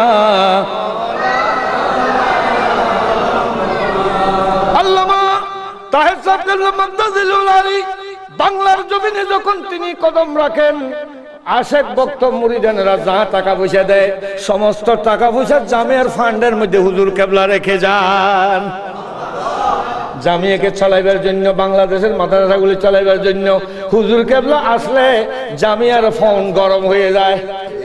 তারাও খুশি, হুজুর আসছে, হারার ফাউন্ডের মধ্যে কিছু আসবে। কারণ আশেকেরা বক্তরা হুজুর কেবলার সামনে দিতে একটু ভালো লাগে। হুজুর কেবলা 1 লক্ষ, 2 লক্ষ, 5 লক্ষ, 5,000, 10,000 এইভাবে পড়তে থাকে। সব টাকাগুলি হুজুর কেবলা জামিয়ার ফাউন্ডের মধ্যে দিয়ে যায়। সুবহানাল্লাহ। শুধু আসা এবং যাওয়ার প্লেন ভাড়াটা জামিয়া বহন করে। পক্ষ থেকে আর কি কেউ না কেউ, যেমন আপনার ওই সুফি সাহেব, সুফি মিজান সাহেব দেয়, না হলে মহসিন সাহেব দেয়, একজনে দিয়ে দেয়। কিন্তু সব টাকাগুলি হুজুর কেবলা মাদ্রাসার খরচ যাওয়ার জন্য, মিসকিন ফান্ডের জন্য হুজুর কেবলা দিয়ে দেয়। তারপরও দুশমনের রসুল, বেঈমানের রসুল, মুনাফিকের রসুল, এজিদ, এরা সব সময় আল্লাহর ওলিদের দুশমন থাকবে। কারণ তারা তো নবীর সাথে দুশমনি করে আসতেছে, এদের এটা অভ্যাস হয়ে গেছে। কি হয়ে গেছে? নবী ওলির সাথে বেয়াদবি করলে তাদের দোয়া কবুল হবে, তাদের নামাজ কবুল হবে। কারণ আল্লাহ বলেই দিয়েছেন, আমার ওলিদের সাথে যারা বেয়াদবি করবে, আমার ওলিদের কথা নিয়ে যারা সমালোচনা করবে, বেয়াদবি করবে, আমি আল্লাহ তাদের বিরুদ্ধে যুদ্ধ ঘোষণা করলাম। যুদ্ধ ঘোষণা কোনো বুঝছে? আল্লাহ আল্লাহ যুদ্ধ করি চাইবে না কে? পৃথিবীর বুকে এমন কারো ক্ষমতা আছে আল্লাহর সাথে যুদ্ধ করবে? মানে আদা আলী বলিয়ে, আমার ওলির সাথে বেয়াদবি করলে, ওয়াদাওতি করলে আমি কি করব? ফাকাদ আযানতু বিল হারব। আমার ওলির সাথে যারা বেয়াদবি করবে, আমি তাদের ব্যাপারে কি করলাম? যুদ্ধ ঘোষণা করলাম। তো যাদের ব্যাপারে আল্লাহ নিজে যুদ্ধ ঘোষণা করছে তাদের ইবাদত কি আল্লাহ কবুল করবে? কথা বলেন তো। ইবাদত করে লাভটা কি? তোমাদের এই ইসলাম তো আল্লাহর কাছে গ্রহণযোগ্য নয়, তোমাদের এই ইসলাম তো আল্লাহর কাছে গ্রহণ হয় নাই। তাইলে তোমাদের ইসলাম যখন গ্রহণ হয় নাই, তোমাদের ইবাদতও গ্রহণ নাই। তোমাদের নাম দেওয়া হয়েছে মুনাফিক। কারণ মুনাফিকেরা নামাজ পড়বে কিন্তু নবীর সাথে বেয়াদবি করেছে। এটা ইতিহাস, কোরআন আছে। কোরআনের মধ্যে তাদের মুনাফিকের শানে আল্লাহ একটা আয়াত একটা সূরা নাযিল করেছেন। সূরা মুনাফিকুন আছে না নাই? সূরা কি? মুনাফিকুন। একটা সূরা আল্লাহ মুনাফিকদের শানে আল্লাহ নাযিল করেছেন। মুনাফিকদেরকে আল্লাহ পাক রব্বুল আলামিন এমন একটি জায়গায় তাদের স্থান দিয়েছেন জাহান্নামের একবারে নিম্নস্থান। ইন্নাল মুনাফিকিনা ফি দারকিল আসফালি মিনান নার। জোরে বলেন আলহামদুলিল্লাহ। আল্লাহ কবুল করো এই মুনাফিকের জন্য, মুনাফিকদের জন্য জাহান্নামের শেষ তবকা। কিন্তু মুমিনের জন্য জাহান্নামের কোনো প্রশ্নই আসে না। আশিকে রাসূলদের জন্য জাহান্নামের কোনো প্রশ্ন আসে না। আমার নবীজি ইরশাদ করেছেন, আমার প্রিয় উম্মত যারা থাকবে, আমি নবীর মহব্বত যাদের অন্তরে থাকবে, তাদের জন্য কিয়ামতের দিন আমি সুপারিশ করে তাদেরকে জান্নাতে নিয়ে যাব। শুধু চুমা দিলে কি ফজিলত? ইবাদত আরগুলি সব বাদ রাখেন, শুধু চুমা দিলে। আমার নবীজির মহব্বত নিয়ে কেউ যদি চুমা দেয়, ফরজ নয়, ওয়াজিব। চুমা দেওয়া ফরজ নয়, ওয়াজিব নয়। করলে সওয়াব, না করলে গুনাহ। কিন্তু ইনকার করলে গুনাহ হবে। ইনকার করলে ঈমানের খাতরা হবে। মনে রাখবেন, আপনি চুমা দেবেন না, আপনার মনে করবেন আপনার দিতে ইচ্ছা হয় না, না দেন। কিন্তু এটাকে নিয়ে যদি কেউ কটাক্ষ করে, এটাকে নিয়ে কেউ যদি বিতর্ক করে, তাহলে তার ঈমানের খাতরা আছে। কি আছে? ঈমান নিয়ে টানাটানি হবে, আপনার খবর থাকবে না যে আপনার ঈমান চলে গেছে। চুমা দিয়েছেন, প্রথম চুমা দানকারী হযরতে আদম আলাইহিস সালাম। জোরে বলেন না সুবহানাল্লাহ। আমার নবীর নামের উপর প্রথম চুমাকে দিয়েছেন। বেহেশতের মধ্যে আল্লাহর নবীকে দেখে তিনি বৃদ্ধাঙ্গুলের মধ্যে আল্লাহ রাসূলকে দেখেছিলেন। আমি ঘটনা বলতে পারবো না সময়ের কারণে। চুমা দিতেন, সাদ্দাকতা ইয়া রাসূলুল্লাহ সাল্লাল্লাহু আলাইহি ওয়াসাল্লাম, কুররাতুল আইনি বিকা। আল্লাহ রাসূল ইরশাদ করতেছেন, আমার আবু বকর চুমা দিয়েছে। এই সাহাবায়ে কেরাম, তোমরা দেখেছো? আমার আবু বকর তো আজকে একটা বেদাত করে ফেললো। কি করে ফেললো? কথা বলেন না। বেদাত কি? বেদাত মানে গুনাহ নয়। আর উজুর হলো তো দল লাগা কত কামিয়ান করছে বেদাত। বেদাত মানে এটা গুনার নাম নয়। বেদাত, বেদাত মানে একটা নব আবিষ্কৃত কাজ, যেটা আগে ছিল না, এটা আজকে করলাম আমি, এটাকে বলা হয় বেদাত। তবে বেদাতের মধ্যে দুই প্রকার আছে। কয় প্রকার? একটা হলো বেদাতে হাসানা, আর একটা হলো বেদাতে সাইয়্যা। সাইয়্যা মানে খারাপ বেদাত। সাইয়্যা মানে যেমন নবীজির সময়ে মেহেদি অনুষ্ঠান, কথা কও না কেন? এটার নকল দুইটার ঘরে দেয় না। নবীজির আমলে মেহেদি অনুষ্ঠানের নামে মাইয়া বোমার তোয়া ফালাফালিকরণ নোয়াজিল ছিল না, এটা নতুন করা হয়েছে। এটাকে বলা হয় বেদাতে সাইয়্যা, খারাপ কাজ, হারাম কাজ। বলেন না নাউজুবিল্লাহ। কিন্তু নবীজির যুগে মসজিদে টাইলস ছিল না। টাইলস এখন টাইলস আছে না নাই? তো টাইলস তো নবীজির যুগে ছিল না। ওয়াবি জমাইতে হলে তো উচ্চার করতো না। বলে নবীর আমলে তো টাইল নোয়াছিল, তোরা টাইলসওয়ালা মসজিদে নোয়াজ কিলে করো? কারণ নোয়াছিল, ফাঙ্কা নোয়াছিল, এসি নোয়াছিল, ডিসি নোয়াছিল, হ্যাঁ আইপিএস নোয়াছিল। নোয়াজ নপরে মসজিদ দিয়ে না, ওই বাঙ্গা মসজিদ তোয়াইল। খাজুর গাছর ঠেলে দিবা নেই দিলে কেন মসজিদ তোয়াইল। ওইখানে মূল হিসাবে কতবা দিয়ে না। এটা টাইস করা একটা বলতেছি, কথা বললে তো লম্বা হয়ে যাবে, জন্য ইশারা ইশারা বলছি। এই টাইস করা মসজিদের নামাজ পড়া এটা একটা বেদাত, কিন্তু এটা সুন্দর বেদাত। সুবহানাল্লাহ বলেন, ভালো বেদাত। কি বেদাত? এটা এই বেদাতকে বলা হয় বেদাতে হাসানা। বেদাতে হাসনা, এটা সুন্দর একটা কাজ। এটার দ্বারা মসজিদের সৌন্দর্য বৃদ্ধি পেয়েছে, আকর্ষণ লাগতেছে, নামাজ পড়তে একটু আরাম লাগতেছে। বলেন না সুবহানাল্লাহ? তাহলে বুঝা গিয়ে না? আমি আরো উদাহরণ দিলে ওয়াজ আমারটা করতে হবে, আর হুজুর আইলে আর ওয়াজ করা যাবে না। হুজুর আসলে আর ওয়াজ চলবে না। একটু ইশারা দিচ্ছি, এগুলো আপনাদের নলেজে রাখবেন। আল্লাহুম্মা সাল্লি আলা সাইয়্যিদিনা মাওলানা মুহাম্মদ ওয়া আলা আলি সাইয়্যিদিনা মাওলানা মুহাম্মদ। আপনি আল্লাহর জ্যোতি জলমাল, হে ইমামুল মুরসালিন, পড়েন দরুদ ফেরেশতাদের নিয়ে স্বয়ং রব্বুল আলামিন। আল্লাহুম্মা সাল্লি আলা সাইয়্যিদিনা মাওলানা মুহাম্মদ ওয়া আলা আলি সাইয়্যিদিনা মাওলানা মুহাম্মদ। আমার দয়াল নবীজির আগমনে জগৎ হলো উজালা। সুবহানাল্লাহ।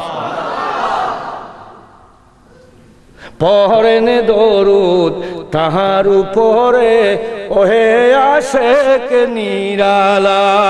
আল্লাহুম্মা সাল্লি আলা সাইয়্যিদিনা মাওলানা মুহাম্মদ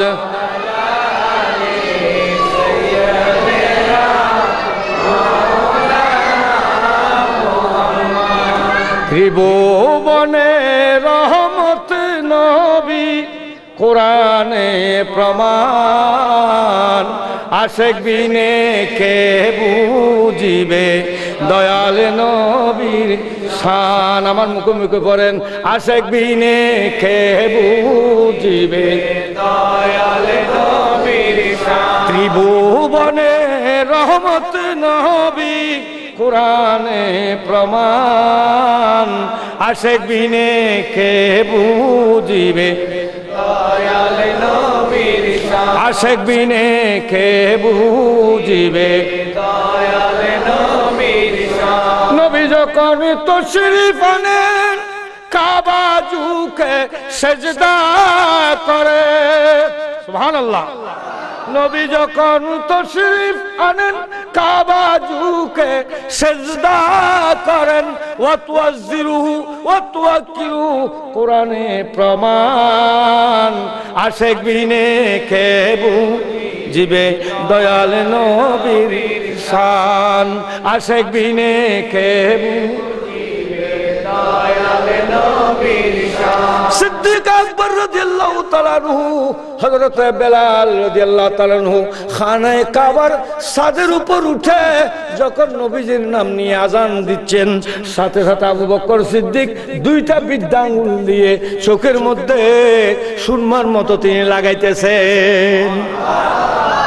কিভাবে লাগাইলেন? চুমা দিয়ে। কিভাবে বলেন না? কিভাবে? এরকম ভাবে আবু বকর সিদ্দিক চুমা দিচ্ছেন। সাদ্দাকতা দ্বিতীয়বার যখন আশহাদু আন্না মুহাম্মাদুর পড়তেছে, কি কুররাতুল আইনি বেকা ইয়া রাসূলুল্লাহ, আল্লাহর হাবিব এরকম ভাবে দেখতেছে। আর এর পূর্বে কেউ করে? বলেন না, কেউ। তাহলে এটা কি হয়ে গেল? বেদাত হয়ে গেল। কি হয়ে গেল? এটা একটা নতুন কাজ, কেউ করেনি। আজান শেষ, সাহাবায়ে কেরামদেরকে ডেকে জিজ্ঞাসা করলেন, আচ্ছা তোমরা কি দেখেছো আবু বকর কি কাজ করেছে? সুবহানাল্লাহ। মা ফাআলা খলিলি, আমার আবু বকর নাম বলতেছেন, তিনি কি করলেন তোমরা কি দেখেছো? সাহাবায়ে কেরাম বললেন, ইয়া রাসূলুল্লাহ, দেখেছি যদি তোমরা খেও আমার আবু বকরের মতো এরকম মহব্বত নিয়ে আমি নবীর নাম শুনে যদি তাজিমের সাথে চুমা দাও, আমি নবী তোমাদেরকে কথা দিচ্ছি। সুবহানাল্লাহ বলেন।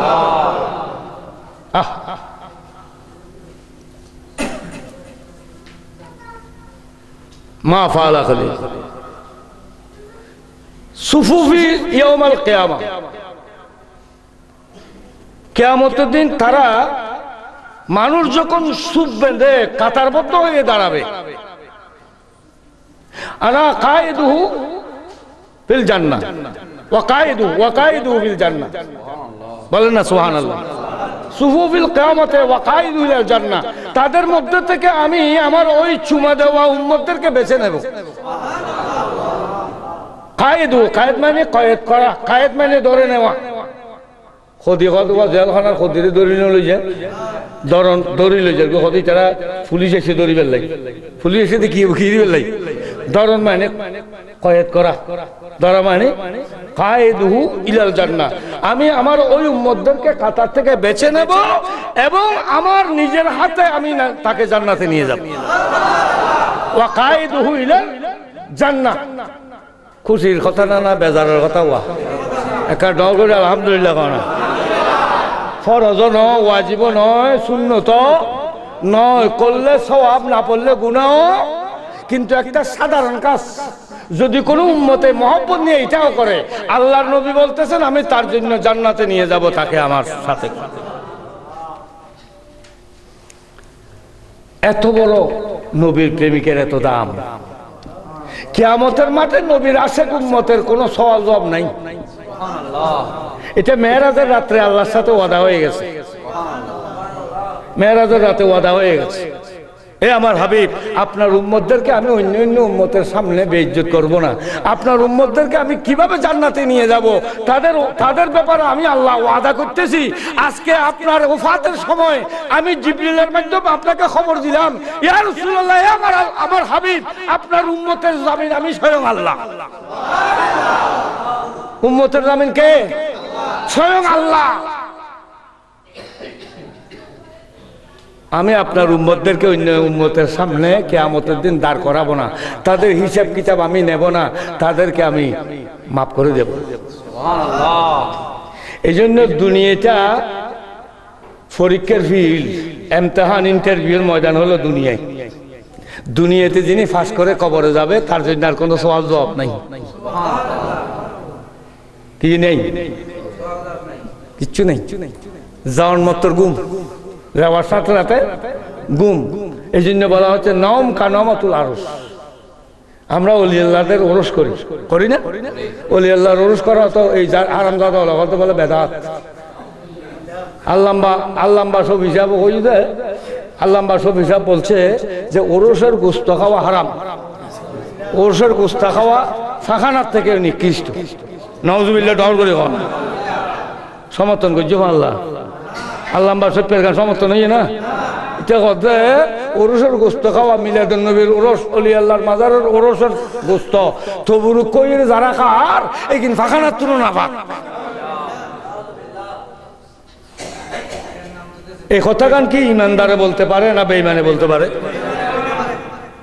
হাদিসের একটা ফুরা ইবারত, নাম কানামাতুল আরশ। যদি আল্লাহর কোন নেককার বান্দা দুনিয়া থেকে চলে যাও, কবরে যাওয়ার সাথে সাথে তাদের কানে প্রশ্ন সারা বলা হবে তোমরা ঘুমাও, কারণ আজকে এখনই তোমার সাথে তোমার মালিকের দেখা হয়ে যাবে, এখন তার সাথে তোমার মোলাকাত হবে, আজকে তার সাথে তোমার দিদার হবে। এই ঘুম এমন ঘুম যাবে তাদেরকে আর কেউ ডাকবে না, তাদেরকে আর কেউ ডাকবে না। অন্য হাদিসে বুখারী শরীফের মধ্যে হাদিসটা আছে, কিয়ামতের মাঠে তারা যখন উঠবে তখন তারা চিন্তা করবে কি রে, আসর নামাজের টাইমই আল্লাহর টাইম তো যার গই আন্ধার আন্ধার লাগবে, হাইরে হাইরে আইতে আসর নামাজ ন পড়ি ফানি তো আইব, কি তো আইব যে নমাজি বন্দা যারা দুনিয়াতে নমাজের অভ্যাস ছিল তারা কি তালাশ করবে, মানে তালাশ করবে। তখন বলা হবে না না, আজকে আর নমাজ পড়তে হবে না, নমাজ এখন অনেক পড়েছো, আজকে তোমাকে আল্লাহ পাক রব্বুল আলামিন আল্লাহর বন্ধু হিসেবে তোমাকে বরণ করার জন্য আয়োজন করা হয়েছে। কিয়ামতের কোনো প্রয়োজন ছিল না আমার নবীর সাথে উম্মতের মোলাকাত করার জন্য, আমার নবীর সাথে উম্মতের দেখা করার জন্য, আমার নবীর শান ও আজমত দেখাবার জন্য আল্লাহ কিয়ামত কায়েম করবেন। সুবহানাল্লাহ। এগুলি বলতে গেলে কথা একটার পর একটা এসে যাবে। নবীকে যারা চিনে নাই তারা খোদাকেও চিনে নাই, যারা নবীকে চিনে নাই তারা আল্লাহকেও চিনে নাই। আর আল্লাহকে না চিনে ইবাদত করলে কবুলও নাই। এই জন্য তার বাইনা হলো নামাজ পড়তে কে শেখাই দিয়ে কদু আসা নাইলে শেখাই দিয়ে একজনে দুজনে টাকা মারে। এটা বলে খনা দিছে তাই এখন ও নিয়ত বান্ধব করে করে কোন জায়গায় বুগে, এটা এখন আদিসে পাইছে। আর কি কয়েক বছর পরে বলবে যে না এখানে না, আমরা আদিস আরেকটা পাইছি যে মাথার উপর এমনি বানতে হবে। ইটার আর উজুর এখন হইতে নি, ইটার উজুর দাঁতর ডাক্তার উগানো আছে, যার গোনা উগা আছে যে এই বল ইটার আর উজুর, ইটার নবীও ন মানে ইমামও ন মানে, ইটার আর ইমাম হন জাকর নায়ক। এই জাকর নায়কের কথা যদি তারা ইমান দিয়ে আছিল বাপদাদার দিন ইমানও শেষ। হাইরে হাইরে হাইরে হাইরে নমাজ পড়তে বলে। তা আমি আদেশ কোরআন দিয়ে তাদেরকে বলি যে তোমাদের মা বাবা দাদা দাদিরা যেই নিয়মে নামাজ পড়েছে তোমরা বলতেছো তাদের নামাজ হয় নাই, তাহলে তোমরা তাদের থেকে জন্ম নিয়েছো, তোমাদের জন্মও ঠিক নেই। তোমাদের জন্ম কি নাই? তা তোমাদের জন্ম যখন ঠিক নেই, বেজন্মাদের জন্য তো আল্লাহ নাই, তোমাদের জন্ম ঠিক নেই। তো যে ইসলাম যারা এনে দিয়েছে তাদেরকে তোমরা মানো না, যারা ইসলাম এনে দিল, যারা ইসলামের দাওয়াত বাংলার জমিনে পৌঁছায় দিলেন তাদেরকে তোমরা মানো না, তোমাদের ইসলামে ঠিক নেই, তোমাদের ধর্ম ঠিক নাই। কোন হাদিসে পাইছো ১,৫০০ বছর ১৪০০ বছর পর্যন্ত নামাজ চলে আসতেছে এক সিস্টেমে, তোমরা আছি আজকে আবার নতুন ভাবে আরেক সিস্টেমে পড়তেছো। কি নতুন কোরআন আয়াত আরেকটা নাজিল হইছে না হাদিস আরেকটা নাজিল হইছে? হাদিসও পুরানা, কোরআনও পুরান। তো পুরানটা বলে কি এখন তোমরা নতুনের পিছনে ধরতেছো? বলতে পারো হুজুর সালাতু সালাম তো আগে ছিল না। আমি বলবো সালাতু সালাম আগে ছিল, সুবহানাল্লাহ বলেন। মিলাদুন নবীও আগে ছিল। আমরা যা কিছু করি কোরআন এবং হাদিস ভিত্তিক করি, আমাদের কোনো আন্দাজি কোনো কাজ সুন্নি আলেমেরা করে না, বলেন না সুবহানাল্লাহ। তো সব কিছু কোরআনে আছে, হাদিসে যাইতে হবে না, কোরআনের মধ্যে হাত দিলে পেয়ে যাবে। মিলাদুন নবীর দলিল কোরআনে আরো আছে, হাদিস শরীফে তো আছে। আল্লাহ মিলাদুন নবীর ফাউন্ডেশন যিনি দিয়েছেন তার নাম হলো আল্লাহ। কে দিয়েছেন? মিলাদুন নবীর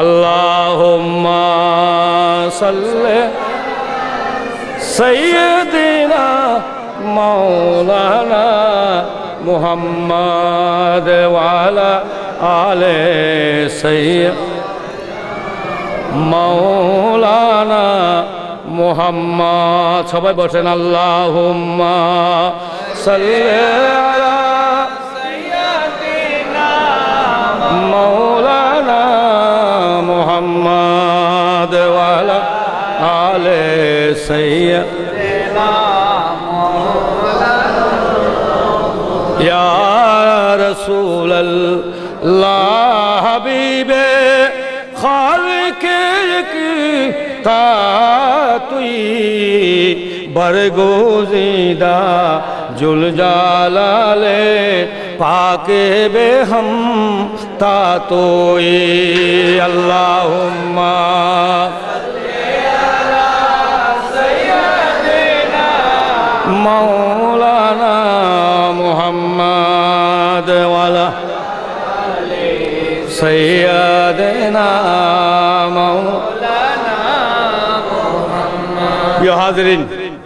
কথা অনেক বলে ফেলেছি আমি, কিন্তু আজকে ধারাবাহিকতা রাখি নাই, কারণ বিভিন্ন পয়েন্টের যাওয়ার জন্য আমি ধারাবাহিকতা ঠিক রাখতে, কারণ আপনাদের এই ওয়াজগুলি শোনার দরকার আছে না নাই? আমি যদি একটা নিয়ে থাকতাম তাহলে অনেক কিছু শিখা হতো না। এই জন্য আমি বিভিন্ন পয়েন্ট আপনাদের সামনে তুলে ধরেছি। বর্তমানে সুন্নি আলেমদেরকে এই সমস্ত পয়েন্টগুলি মানুষের কলবের মধ্যে, মেমোরির মধ্যে ঢুকিয়ে দেওয়ার দরকার আছে না নাই? এগুলি তাদের জানার দরকার। তাদের সামনে অনেকে বলে, ফতোয়া দেয়, এগুলি সব নাজায়েজ কাজ, কোরআনে নাই, হাদিসে নাই। সব কিছু আছে কোরআনে, নাই মানে এটাতে জ্ঞান নাই। যে বলতেছে কোরআনে নাই, যে বলতেছে কিনা কোথায় নাই, কথা বলেন না, কোথায় নাই। উজুরের মিকে সন বেতন উজুর দেখতে শেষ করে দিই বাস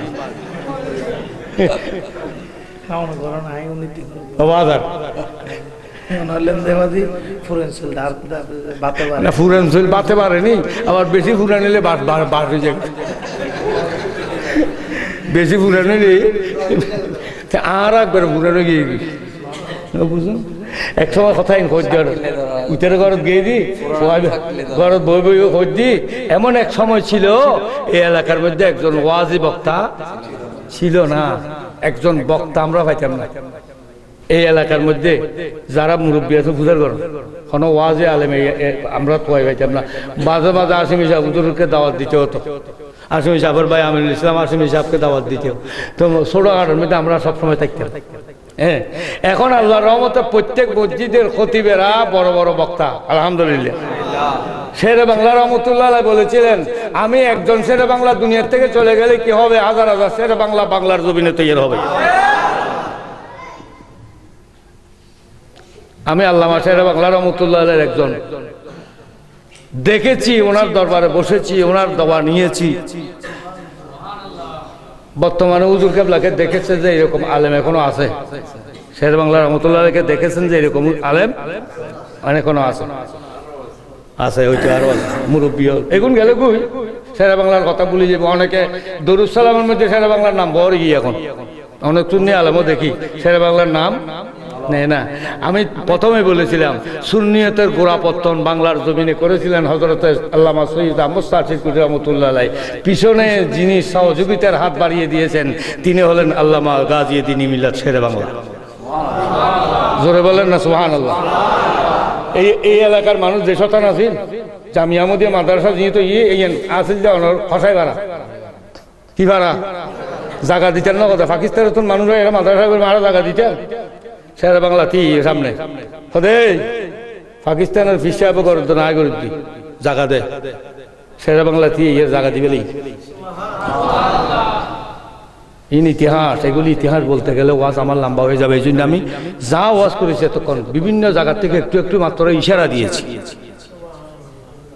তো বলা আর প্রয়োজন নেই। আমাদের আজকের মাহফিলের যিনি প্রধান মেহমানে আলা হযরতুল্লাহ মাওলানা মোহাম্মদ আব্দুল হক আহমদুল হক মজবান্ডারি মদ্দাজিল্লুল আলী দামা ইকবালহু, তিনি একটি দরবারের আওলাদ পাক। আমি কিন্তু একই তরিকার মানুষ আলহামদুলিল্লাহ। ডগডুগো বুঝতে লাগো না। আইলেন তো কত একবার আওলাদ মেজবান্ডারির আতর গোলাম। আমার বাবাজান নাম হযরত আহমদুর রহমান আল মেজবান্ডারি। বাবাজান কেবলার পুরান বাড়ি আহমদ বাজান। আমার বাবাজানে আমাকে বাংলাদেশের আনাচে কানাচে ঘুরেছি, প্রত্যেক ডিস্ট্রিক্টে আমি গিয়েছি। হযরত বাবাজান কেবলার পুরান বাড়ি। আমার দাদা জানের মাজার হযরতের রওজা শরীফের সামনাসামনি। আমার দাদা হযরতের মাজার নাম কি জানেন? হযরতে মাওলানা আব্দুল হাদি আল মাজবান্ডারি। বাবাজান গোলামুর রহমান কেবলা কাবার ছোট ভাই। তা আল্লাহ পাক রব্বুল আলামিন একই তরিকার দুজন আলেম ভাই আমি পেয়েছি। আমার ভাইকে পেয়ে আমি খুশি হয়েছি। যখন আমাকে বলছে অমুককে দাওয়াত দিয়েছি, যারা বলছে আমি তাদেরকে বলছি ঠিক আছে আলহামদুলিল্লাহ শুকরিয়া। তো বলতে পারেন তাহলে অনরফিস ভাই যে অনরার তরিকার মানুষ দিবের মহব্বত আর কোনো না করো। আমরা সুন্নি যিনি যার অন্তরে এসকে রসুল আছে, যার অন্তরে এসকে ওলি আছে, তিনি আমার ভাই। আজকে সুন্নি আলেমদের মধ্যে এই কথাটা মনে ভিতর রাখতে হবে, তাহলে এক কথা নষ্ট হবে না। মাঝবান্ডারি তরিকার হোক, তরিকা ইসির কুটিয়া হোক, চিস্তিয়া তরিকার হোক, অথচ তরিকায় মাঝবান্ডারিয়া মূল হলো তরিকায় কাদেরিয়া। সুবহানাল্লাহ বলবেন না? আপনারা হয়তো এটা জানেন না, বলে দিচ্ছি। মাঝবান্ডারের তরিকার মূল তরিকায় কাদেরিয়া, আমরা গৌসে পাকের তরিকার অন্তর্ভুক্ত। তো এই গৌসে পাকের তরিকার অন্তর্ভুক্ত হয়ে মাঝবান্ডারি একটা সিলসিলা ওইখানে এসে মাঝবান্ডারি হযরত কেবলার কাবলিয়তের কারণে এই তরিকার নাম পাল্টে গেছে, তরিকায় মাঝবান্ডারিয়া হয়ে গেছে। যেমন তরিকা আরো আছে না, শাহজালিয়া, সাত্তারিয়া, তাইফুরিয়া, সাবেরিয়া, সুলেমানিয়া, শিরকুটিয়া, এইভাবে তরিকা আছে। তো এক এক রকমের মাশায়েখদের কাবিলিয়তের কারণে তরিকা ওইখানে গিয়ে আরেকটা নাম ধারণ করেছে। হাকিকত কিন্তু এক জায়গায়, হাকিকত এক জায়গায়। আজকে আমি আপনাদের কাছে অনুরোধ করব, যার যে পীরের মুরিদ হোক না কেন, ভাতৃত্বের বন্ধন যেন নষ্ট না হয়।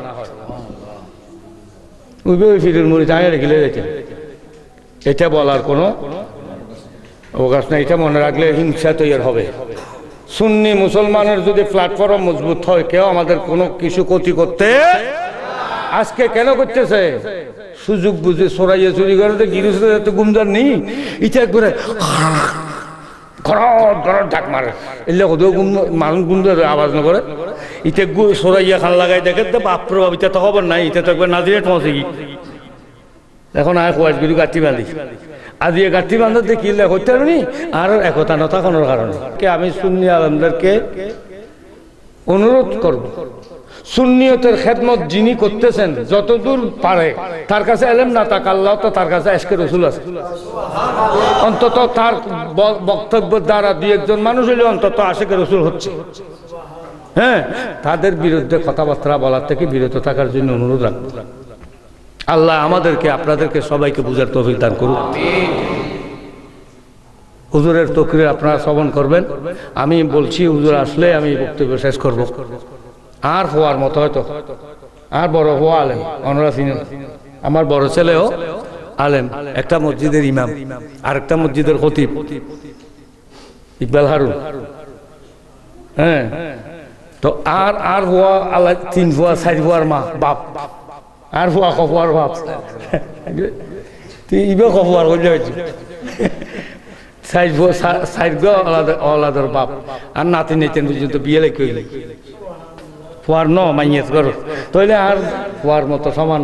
আল্লাহ দোয়া করব তাদের দ্বারা সুন্নিয়তের বলো বালা আল্লাহ যেন নসিব করে। সুন্নিয়া আমি সেদিন ওনার আওয়াজ শুনেছি। আমি মসজিদে সেদিন একটা মাহফিল ছিল, মসজিদে ছিলাম, রাত্রে ফান্না কনমিকেতন সাইডে ওর আওয়াজ আইয়ে বাবার ইয়ে তো ওয়াজ করে কতক্ষণ জানালা খুলে দিয়ে রু নিলাম। হ্যাঁ, তো আর তখন বাড়ার দিকে গিয়ে কোন দিকে ইটার দেখো জোয়ার আলহামদুলিল্লাহ করা আর মানুষ তো অর্ধে মহব্বত এখনো বক্তা হিসাবে না, বুড়ো মানুষ কি ওয়াজ করি। তো যাক, দুই একটি কথা বলতে পেরেছি আপনাদেরকে পেয়ে, কারণ এই জায়গার আমি অনেক পুরানা মানুষ। হ্যাঁ, 90-এর থেকে আপনাদের এই ফাক্কার মাথা মসজিদের খতিবের দায়িত্ব প্রায় 11 কি 12 বছর আমি এই মসজিদে কথা বলতে দায়িত্ব ছিলাম। ফরক্ষণে হয়তো মসজিদে নমাজ পড়াইতে পারতেছি না, এই নিয়ে হয়তো আমার সাথে কমিটির সাথে দ্বন্দ্ব হওয়ার কারণে আমি চলে গেছি। একাধারে আজকে 16 বছর কর্ণফুলী মার্কেট জামে মসজিদে, তা এখনো একটু যাওয়ার পর থেকে। তো আজকে অনেকদিন পরে, কয়েক বছর আগে একবার দাওয়াত দিয়েছিল, আসছিলাম। আজকে অনেকদিন পর আপনাদেরকে পেয়ে আমি ধন্য হলাম, আপনাদেরকে দেখে খুশি হয়েছি। আপনারা আমার জন্য একটু দোয়া করবেন, আমিও আপনাদের জন্য দোয়া করব। আল্লাহ আজকের এই মাহফিল যেন কবুল করে, আমিন। আমার এই সমস্ত নজওয়ান ভাইয়েরা, কয়েকজন ভাই দুঃখ প্রকাশ করেছে যে হুজুর আরা কয়েকজন সারা অনেকে আড়ার মারা কেন সহযোগিতা নগরের, আমি যে তোমারা তো ভাগ্যবান আলহামদুলিল্লাহ। তোমরা কি ভাগ্যবান, তোমাদের দ্বারা গৌসে পাকে এই কাজ নিতেছে। এই প্রত্যেক ভালো কাজ, প্রত্যেক কাজ প্রত্যেকের দ্বারা হয় না। প্রত্যেক কদমে কদমে তোমাদের গুনাহ মাফ হইতেছে, প্রত্যেক কদমে কদমে তোমরা নেকি পাইতেছো। কারণ এর পিছনে যদি কোনো স্বার্থ থাকে তাহলে ইবাদত হবে না। তোমরা করতেছো নিঃস্বার্থভাবে, আল্লাহ এবং আল্লাহর রাসূল গৌসে পাকের মহব্বতে যখন তোমরা এই কাজ করতেছো, প্রত্যেক কদমে কদমে তোমরা নেকি পাবে। এগুলি তোমাদের আমলনামায় জমা হচ্ছে। আর যারা এগুলির থেকে দূরে সরে যাচ্ছে, তারা নিজেও জানে না যে আমরা কত বড় গুনাহগারের মধ্যে আছি। আমরা মারুম হচ্ছি।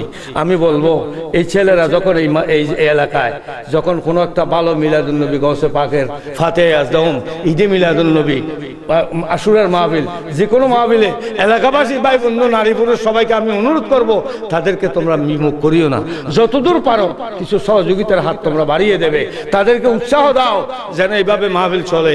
কারণ এই মাহফিল চললে মানুষের অন্তরের মধ্যে ইসলামের আলো পৌঁছবে। মাহফিল বন্ধ হয়ে গেলে ইসলাম আস্তে আস্তে ধ্বংস হয়ে যাবে। ওয়াজ নসিহত যে এলাকায় নাই ওই এলাকার মানুষ আদা অনেক অন্ধকারে তারা বাস করতেছে। আল্লাহ আজকের এই মাহফিলকে কবুল করুক। যাদের অক্লান্ত পরিশ্রমের কারণে, যাদের টাকা পয়সা, আর্থিক, শারীরিক, মানসিক, কায়িক বিভিন্ন পরামর্শ দিয়ে আজকের এই মাহফিলকে আয়োজন করেছে, আমি আল্লাহ রাব্বুল আলামিনের দরবারে হাত তুলে দোয়া করি, মাবুদ তুমি তাদেরকে কবুল করো, তাদেরকে এবং তাদের পরিবার সবাইকে আল্লাহ আশিকে রাসূল বানিয়ে রাখিও, আশিকে ওলি বানিয়ে রাখিও। মওতের বিছানায় যেন তারা ঈমান নিয়ে আমার নবীজিকে দেখে দেখে, আপন মুর্শিদকে দেখে দেখে যেন দুনিয়া থেকে যাইতে পারে। আল্লাহ তৌফিক দান করুক, আমিন। ওয়া আখিরু দাওয়ানা আনিল হামদুলিল্লাহি রাব্বিল আলামিন। আসসালামু আলাইকুম ওয়া রাহমাতুল্লাহি ওয়া বারাকাতুহু।